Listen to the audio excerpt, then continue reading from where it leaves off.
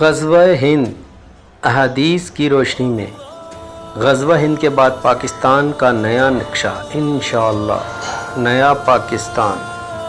حضرت ابو ہریرہ رضی اللہ عنہ سے مروی ہے کہ رسول اللہ صلی اللہ علیہ وآلہ وسلم نے ہم سے وعدہ فرمایا تھا کہ مسلمان ہندوستان میں جہاد کریں گے۔ اگر وہ جہاد میری موجودگی میں ہوا تو میں اپنی جان اور مال اللہ تعالیٰ کی راہ میں قربان کروں گا۔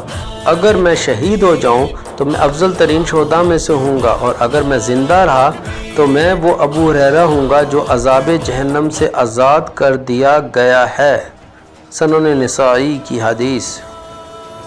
غزوہ ہند کی حقیقت۔ غزوہ ہند کے بارے میں مروی حدیث میں سے چند ایک درجہ ذیل ہیں۔ حضرت ابو ہریرہ رضی اللہ تعالیٰ عنہ سے روایت ہے کہ رسول اللہ صلی اللہ علیہ وسلم نے ہم سے غزوہ ہند کے بارے میں وعدہ فرمایا تھا، اگر میں ابو ہریرہ شہید ہو گیا تو بہترین شہداء میں سے ہوں گا، اور اگر واپس آ گیا تو میں آزاد ابو ہریرہ ہوں گا۔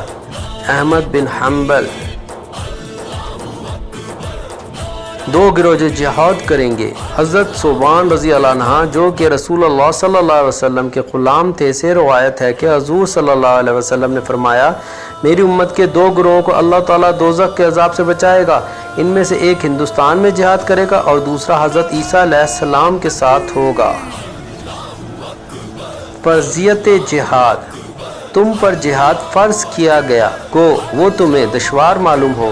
ممکن ہے کہ تم کسی چیز کو بری جانو اور دراصل وہی تمہارے لیے بھلی ہو، اور یہ بھی ممکن ہے کہ تم کسی چیز کو اچھی سمجھو حالانکہ وہ تمہارے لیے بری ہو۔ حقیقی علم اللہ ہی کو ہے، تم محض بے خبر ہو۔ البقرہ۔ فرضیت جہاد۔ اور اللہ کی راہ میں ان سے لڑو جو تم سے لڑتے ہیں، مگر زیادتی نہ کرو، بے شک اللہ زیادتی کرنے والوں کو پسند نہیں کرتا۔ اور انہیں قتل کرو جہاں بھی تمہیں مل جائیں، اور انہیں نکال دو جہاں سے انہوں نے تمہیں نکالا تھا، اور فتنہ ختم ہو جانے تک ان سے لڑتے رہو۔ فرضیت جہاد۔ اے نبی، مسلمانوں کو جہاد کی ترغیب دو۔ اگر تم میں سے 20 صبر کرنے والے ہوں گے تو وہ 200 پر غالب آئیں گے، اور اگر تم میں سے 100 ہوں گے تو 1000 کافروں پر غالب آئیں گے، کیونکہ کافر سمجھ نہیں رکھتے۔ اب اللہ نے تم پر سے تخفیف فرما دی، اور اسے علم ہے کہ تم کمزور ہو، تو اگر تم میں 100 صبر کرنے والے ہوں تو 200 پر غالب آئیں گے، اور اگر تم میں سے 1000 ہوں تو اللہ کے حکم سے 2000 پر غالب ہوں گے، اور اللہ صبر کرنے والوں کے ساتھ ہے۔ اور اللہ کی راہ میں ان سے لڑو جو تم سے لڑتے ہیں، مگر زیادتی نہ کرو، بے شک اللہ زیادتی کرنے والوں کو پسند نہیں کرتا۔ اور انہیں قتل کرو جہاں بھی تمہیں مل جائیں، اور انہیں نکال دو جہاں سے انہوں نے تمہیں نکالا تھا، اور فتنہ ختم ہو جانے تک ان سے لڑتے رہو۔ جہاد۔ مومنو، تمہیں کیا ہوا ہے کہ جب تم سے کہا جاتا ہے کہ خدا کی راہ میں جہاد کے لیے نکلو تو تم کاہلی کے سبب سے زمین پر گرے جاتے ہو، یعنی گھروں سے نکلنا نہیں چاہتے؟ کیا تم آخرت کی نعمتوں کو چھوڑ کر دنیا کی زندگی پر خوش ہو بیٹھے ہو؟ دنیا کی زندگی کے فائدے تو آخرت کے مقابلے بہت ہی کم ہیں۔ جہاد فرض عین ہے یا کفایہ؟ دشمنوں کے مقابلے کے لیے نکلنے اور جہاد کرنے کی فرضیت کا بیان۔ قول باری ہے، اے لوگو جو ایمان لائے ہو، تمہیں کیا ہو گیا کہ جب تم اللہ کی راہ میں نکلنے کے لیے کہا گیا تو تم زمین سے چمٹ کر رہ گئے؟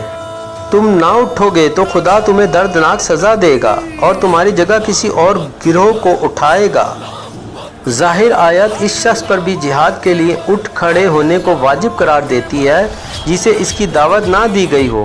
اگلی آیت میں اللہ نے فرمایا، نکلو وہاں ہلکے ہو یا بوجھل۔ اللہ تعالیٰ نے نفیر یعنی جہاد کے لیے نکل کھڑے ہونے کو مطلقاً واجب کر دیا، اور اس میں بلائے جانے کی شرط نہیں لگائی۔ اس لیے ظاہر آیات پر ہر اس شخص پر جہاد کے وجوب کی مقتضا ہے جو اس کی استطاعت رکھتا ہو۔ جہاد کب تک کرنا ہے؟ اور ان سے جنگ کرتے رہو حتیٰ کہ کوئی فتنہ باقی نہ رہے، اور دین یعنی زندگی اور بندگی کا نظام عملاً اللہ ہی کے تابع ہو جائے۔ پھر اگر وہ باز آ جائیں تو سوائے ظالموں کے کسی پر زیادتی روا نہیں۔ صریحاً آیات جہاد و قتال قرآن مجید میں۔ صریحاً قتال کا حکم 25 سے 30 آیات۔ جہاد کا ذکر مال و نفس سے 10 سے 12 آیات۔ جہاد کی ترغیب و فضیلت 30 سے 40 آیات، جنگی آداب و شرائط 20 سے 25 آیات، کل اہم آیات 80 سے 100 آیات۔ لفظ الجہاد، وجاہدوا فی اللہ حق جہادہ، جہاد فی سبیل اللہ سے افضل کوئی عمل ہے تو دکھاؤ۔